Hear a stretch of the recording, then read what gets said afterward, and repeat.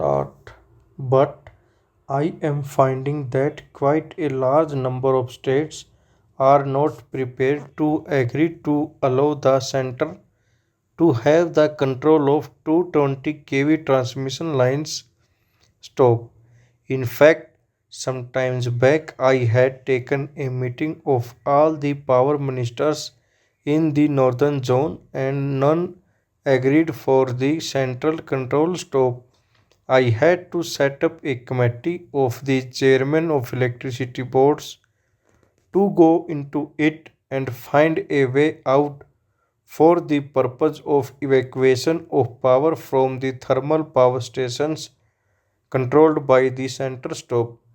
I have taken this step so that the power could be evacuated without difficulty. Stop.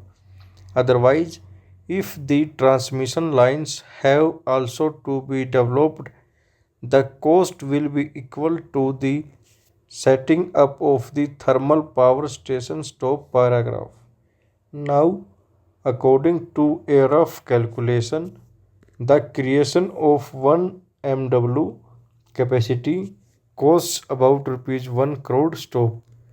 That means that for setting up the super thermal power stations, which have been set up at different places with a capacity of 2100 MW, we would have had to spend rupees 2100 crores, and an equal amount would have to be spent for the purpose of the transmission lines, which would make things very difficult because of the resource constraints. Stop.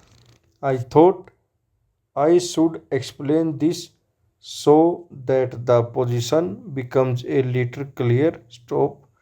Sir, one of the members' direction which the Constitution Assembly had given itself to its Constitution drafting committee, and as long as it remained as it was, the Constitution would be in terms of the objectives resolution. Stop.